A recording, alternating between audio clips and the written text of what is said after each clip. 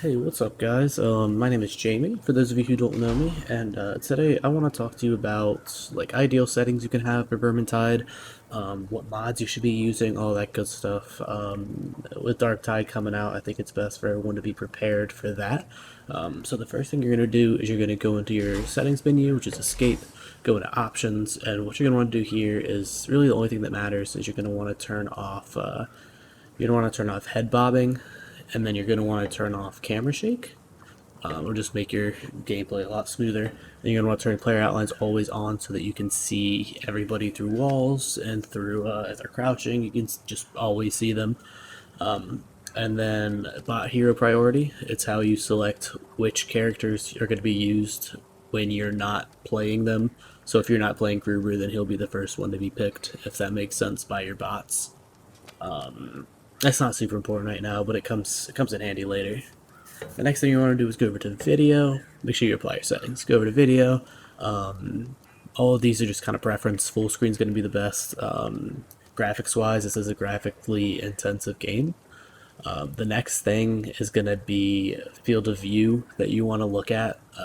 There's a lot of different reasons you're going to be using field of view, like different numbers with field of view. I like to turn it all the way up to 120. Most people, I think, keep it at around 100. The problem with using it at 120 frames per second is you're going to be just randomly getting hit by things that it looks like won't hit you until you get used to it, because of the way that, your screen's kind of messed up by using 120. I personally think it's worth it because you can see. I mean, you see everything going on around you. You can see all the spawns. You can see all your enemies. But I've played like that since I started, so I'm really used to that weird little setting. But if you're not, just keep it at 100 or 90, either one. The only thing that matters in this audio tab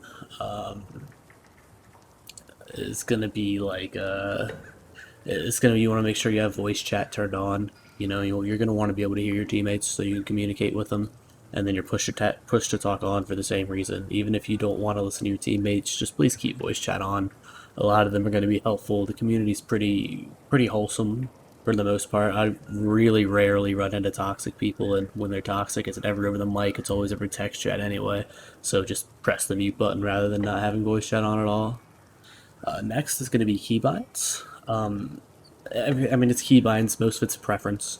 The only thing that matters is I like to mix space and or jump and dodge different buttons because you don't want to be thinking you're about to dodge and then you actually jump. That's just an easy way to take a lot of extra damage and potentially die from it. When you hit the higher levels, you're gonna be spamming dodge a lot, so you just want to make sure it's somewhere conveniently placed. Next is going to be weapon special. I keep mine on my middle mouse button. It doesn't come in handy that often, but there's a few characters that have weapons that have specials on their weapons. Like Assault Spire has a rapier, has a pretty cool side pistol that you need to press that button for. Next is going to be tag only. It's how you ping enemies, ping like specials or elites or items or anything. That's a really important button. I keep it on my thumb button because of that. Next is going to be weapon swap. Pretty self-explanatory. When you get to the higher levels, you're gonna wanna be like meleeing a horde, and then maybe for quick control, swap to your range, kill like an elite or a special that just spawned, and then switch back to your melee and block in time to block an attack. So you want that to be on a handy button, and then push the dock. Self-explanatory. Just put it somewhere you can use it. It's gonna come in handy when you're getting to champion legend. Yeah, I mean even better, and it comes in handy when you're learning the game. Just I mean you meet new people, you get better at the game. So many people willing to help. The next thing I want to talk about is mods. There are sanctioned mods, mostly created by the community. That means you can use them in the official realm without penalty or anything. Like they're allowed. In order to get there, you're gonna want to go to your Vermintide tab, go down here to Community Hub, and then scroll over to Workshop. Click on that, and then make sure you check the approved place, not applied. Make sure you check approved. HI def, high def UI scaling just makes your game look better. Makes your UI take up more of the screen, so it doesn't look as silly. You just turn that on, and it'll download it. It's really small. The next thing I want to talk about is persistent ammo counter. It shows you what how much ammo you have while you're holding your melee, so you don't have to swap to your range weapon and then swap back to your melee. Next, I want to talk about the boss kill timer. It's not handy. It's just kind of cool to know how quickly you killed a boss or how long it took you to kill a boss. Sometimes you'll kill a boss like 2 seconds, and it's just satisfying to see. It's not like a big help or anything, but I like to turn it on. Next, blood for the blood god is just cosmetic. It makes it so the blood is always on your weapon rather than just when you're hitting people or like after you killed something. Crosshairs fix. It's gonna make it so it'll show you the exact spread of your weapon, like a shotgun. It'll show you the exact spread instead of like a kind of wonky one that it usually shows in the default game. Kill feed tweaks. It's gonna condense your kill feed. It's gonna make it so if you kill like three berserkers, for instance, for example, it'll just show it once and then it'll say times three instead of three separate instances of you killing a berserker. Which just comes in handy, makes it a little easier to understand. For the friendly fire indicator, it just makes your crosshair green, not your crosshair, it makes your indicator green instead of whatever color it normally is, I think red. So you know you don't need to like whip around and like protect yourself. It's just a teammate shooting you, probably a Curlian with the swift bow. Um, Crosshair kill confirmation. It's exactly what it sounds like. You can customize it to change colors when you kill something, so you know that something's dead and you didn't just knock him down and he's gonna get back up and start attacking you. Scoreboard tweaks. It's really not that helpful. It'll show you friendly fire and some other random stuff. It's just another little cool thing.